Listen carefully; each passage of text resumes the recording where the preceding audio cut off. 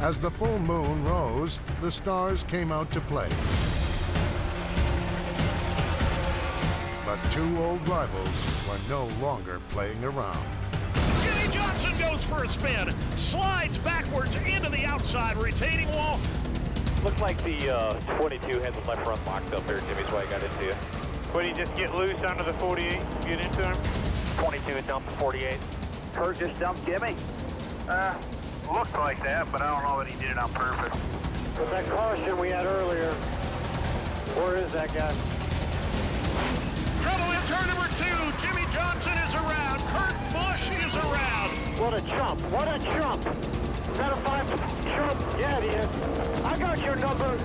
I got your number. How bad is it, boss? Yeah, we probably heard it this time. Take it to the garage. Take it to the garage. You want something to eat? Want a knuckle sandwich?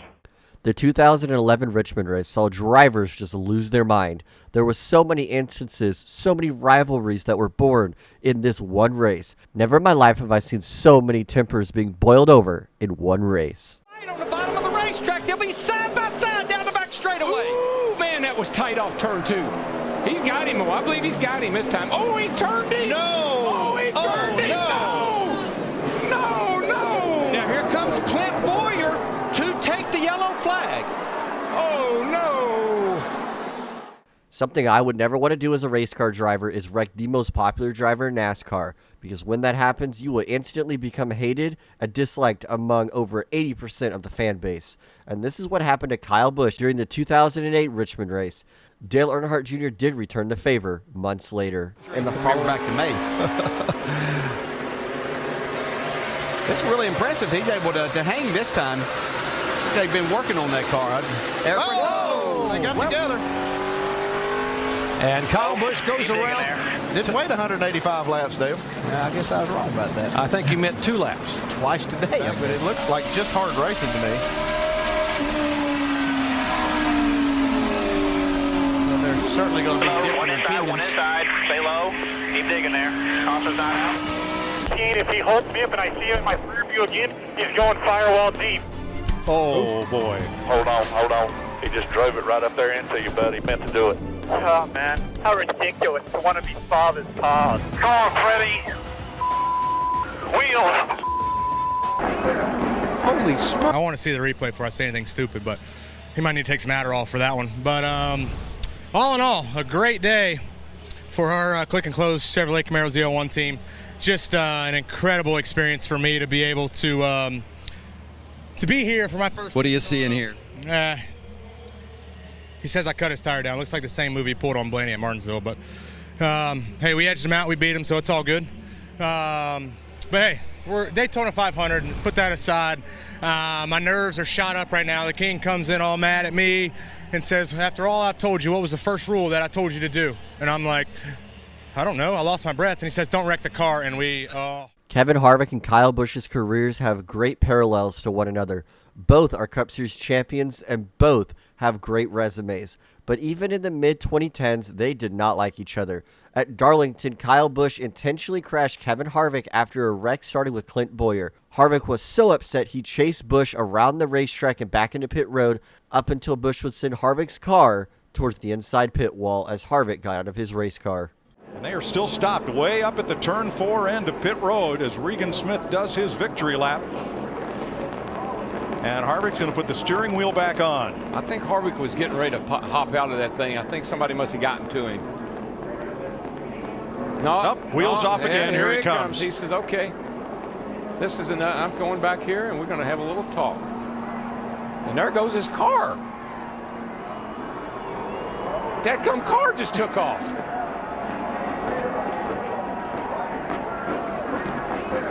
Holy smoly. It's the last lap.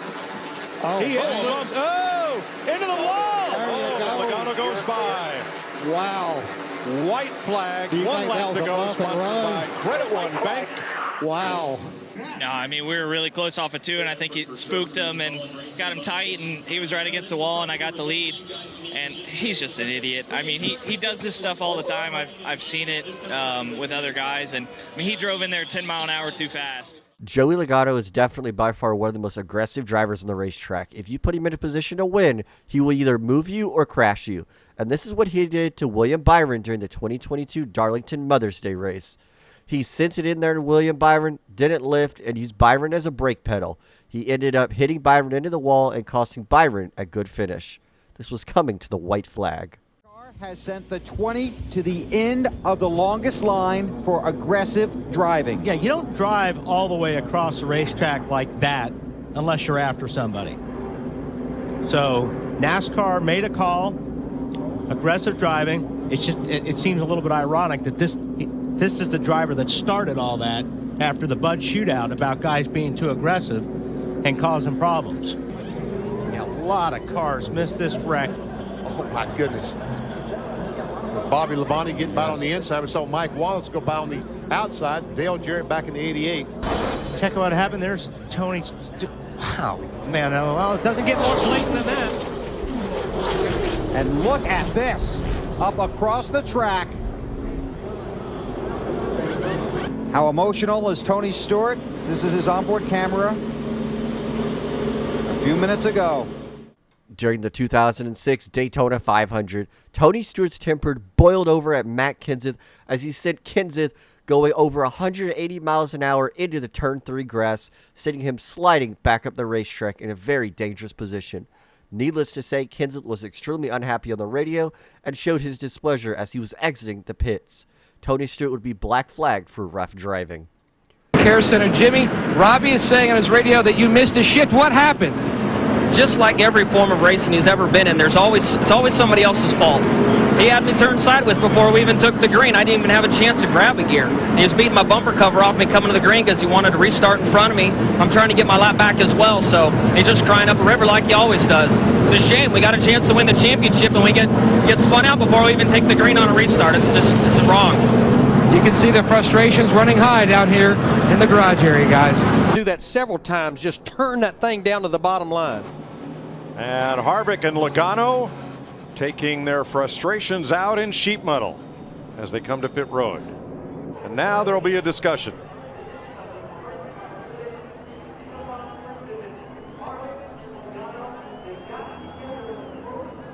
You notice that Harvick hadn't taken his helmet off. No, but I like that the crew members, while standing guard, they're content to let the two drivers talk it out.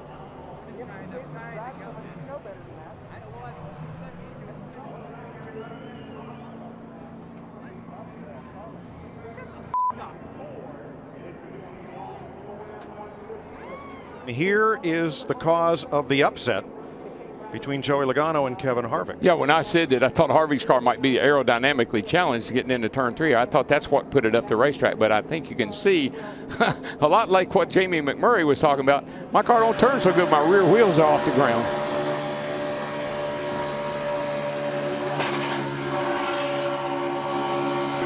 Well, he's watched the video. You also had a conversation. What was the discussion with Harvick? It's Kevin being Kevin, like he is the instigator, like everywhere else we go. So, New Year's, same stuff. But, it's trying to help, really, to be honest with you. We had a run, and he's going to keep pushing, and apparently his car was tight. I was doing the same thing with the 78 all night, and it was working. But we got in the corner, and he got tight, and he got into the fence. And I was just trying to help, and he doesn't understand I was trying to help. I understand his frustration, but I was just trying to help out and try to get to the front and try to win this thing. It's no points or anything like that. You go for the win. The second place, third place, fourth place doesn't mean anything. So we're just trying everything we can do. All right, thanks, Joey. Chris? Well, Kevin Harvick not happy with the 22 pushing you up into the wall there, and it got pretty heated. What did you say to Joey? I just told him I didn't appreciate it. You know where you can push and how you can push and how far you can push, and you can't push them all the way into the corner up against the fence. So just proud of my Jimmy John's guys. They fixed the car and did everything they needed to do. It was a hell of a race tonight, but just really dumb driving there at the end. So you got to be aggressive, but you still got to use your head. You can't just detach it and Joey Logano and Kevin Harvick have got into it multiple times in their career, but none will be more iconic as this one because it wasn't even for a points race. During the Sprint Unlimited during the 2015 season, Joey Logano and Kevin Harvick were pushing one another, and they both tagged each other into the wall. Post-race, they were both upset with one another and had a post-race discussion on pit road. You can see Custer just couldn't get the car turned to the bottom, maybe loose in, Kevin? Yeah, sometimes when they get loose in, or you get on a splitter and you just can't get the thing to turn, or you don't want to turn the thing because you feel like it might spin out that you don't really want to see. That's kind of Saturday night stuff there. It's racing, stuff happens. Austin Dillon to the garage, done for the day, and NASCAR has requested to see both he and crew chief Justin Alexander after the race. 30 miles an hour as they enter turn 3, and bumper goes to the back of the 11 again. Way up the racetrack. Oh, into the wall goes the 11. The 24. A 7/10 of a second lead over Martin Jr. And there went the tire. The 11 goes into the wall. Sit up there. Sit up there.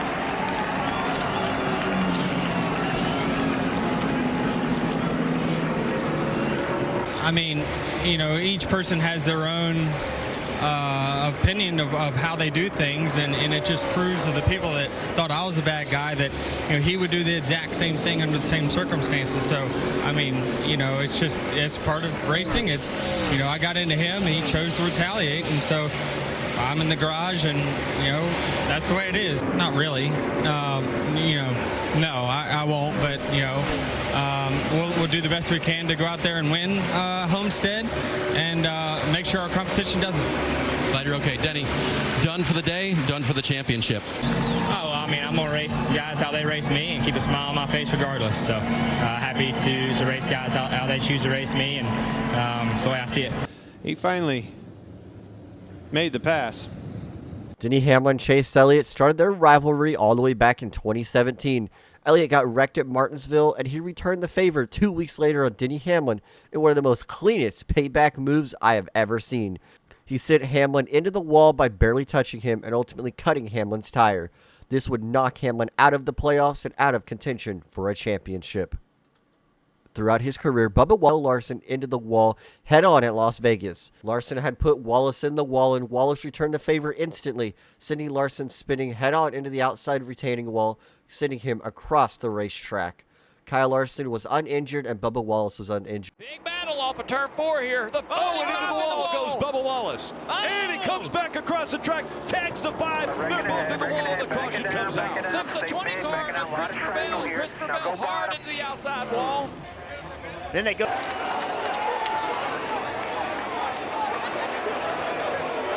Literally, Bubba Wallace, obviously, exceptionally frustrated. NASCAR trying to get him calmed down. And a crash on the front stretch. Carl Edwards and Clint Boyer are in it. In the championship standings. Ooh, Tony almost got in the fence. Then came down and got Boyer, and that took out Carl Edwards. Looked to me like Stewart was mad at Boyer exactly. and drove into Boyer. That's what it looked like. Tony Stewart would be black flagged again for rough driving, but this time it was at Pocono during the 2006 season. He hit Carl Edwards coming off of turn number 3 at Pocono, sending him into Clint Boyer and ultimately causing himself more damage than he had to begin with. The 06 season was pretty eventful if you ask me. It also had a rivalry between Matt Kenseth and Jeff Gordon. Matt Kenseth spun Jeff Gordon out during the spring Bristol race, and Gordon returned the favor at Chicagoland when they were battling for the win with just a handful of laps to go. Gordon overdrove turn 1, got into Kenseth, sent him spinning, and took home the checkered flag. Jeff Gordon just got by Matt Kenseth for third space. Oh, and look at this. The 24 just went around. He's not happy with Matt Kenseth. In Chicago, the 24's second win was served with a side dish of revenge. Gordon is there, and he is wanting to lead. Oh, Kenseth goes around off the front of Gordon. Yeah, a lot of contact here, and both drivers very aggressive on the front stretch, and then Bubba Wallace, after the 18 went by him, just decided, well, you're not gonna go any further around this turn. I'm going to spin you. Wallace and Kyle Busch beating and banging down the front stretch. A big shot by Kyle Busch. Bubba Wallace says, I don't care. You're done. I'm sending you into turn 1. And listen. Bubba Wallace actually got cheered for this move. Him and Kyle Busch were banging doors down the front stretch at Watkins Glen, and he would have none of it. He ended up spinning Kyle Busch and continued on his race. one of the most frustrating. Trouble. Riley Herbst spinning. Right at the start-finish line. Got Haley a little bit upset at him. You're saying we need to rewind the tape a little further? And there's more to that story. Let's hope that something else happened, because that seems like a pretty big reaction for just the air getting you loose off of turn 3. Yeah. He'll take the lead away in turn 1. 24 just moved to 2. He'll come back and give us a shot, cross us over, and he'll wreck us. Yep. Trouble on the front straightaway. Kurt Busch turns Jeff Gordon around, and Gordon makes hard contact with the inside retaining wall. Jeff Gordon and Kurt Busch. Actually, Jeff Gordon and the 2-car have always had a rivalry. This time it was with Kurt Busch at Martinsville. Jeff Gordon was spun out by Kurt Busch during the 2010 Martinsville race, and he was extremely upset. Is Logano faster in the bottom than Chase is up top? Oh, yes, he is. He's going to get that lead. But can he keep it? 3 to go. Wow, what a battle here. They touch. Little bump and run there from Chase Elliott. They're up and in the wall. Here comes Keselowski. Wow. And Kyle Busch. Oh, my goodness. Boy, Chase just sent it in there, got loose, took them both out. So here's the conversation.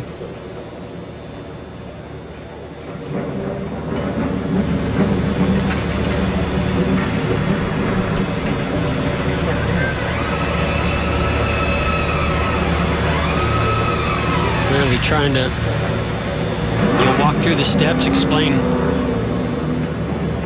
from each angle or the perspective that they had. I'm afraid, Jeff, they're going to have to agree to disagree. No doubt about it, Mike. On the black flag. He's turning Clint Boyer into the wall, collecting Joey Logano. Caution flag is out. Almirola slides in. Did the leader take the white flag before the caution came out? Slip it to the garage straight right here.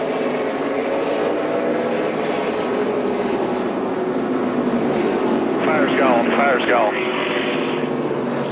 United, the fire's back. Late lapse retaliation. Fire if you want to stop right there. There's a fire truck that get to you if you stop right there. Well, they said they were going to let them have at it. That's having at it right there. That's a year's worth of frustration. Oh, conflict. The Cruiser in it.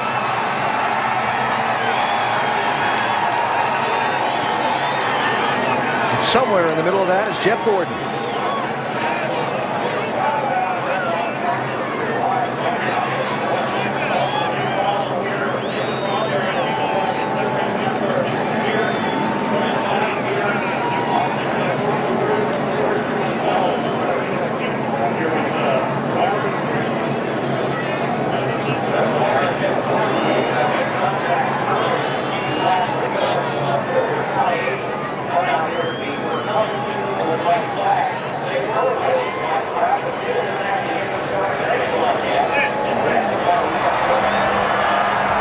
I'm sure Clint Boyer wants his opportunity at this. Can't really blame him.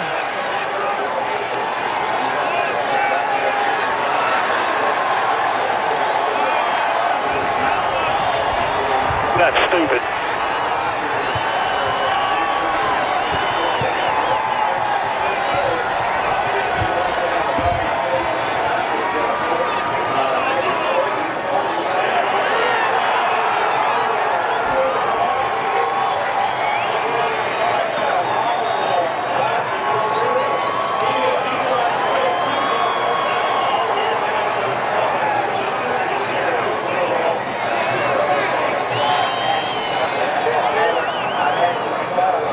Well, the tempers have boiled over here in Phoenix after late race contact between Jeff Gordon and Clint Boyer, and then a payback. And there are going to be a lot of visitors to the NASCAR transporter after the race. Boyer's crew chief, Boyer. Gordon's crew chief, Gordon. I'll bet the team owners are in there too.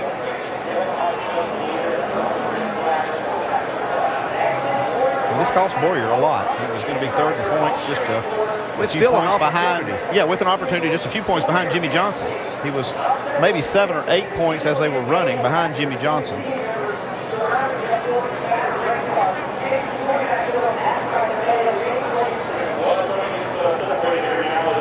The race has been red flagged, by the way.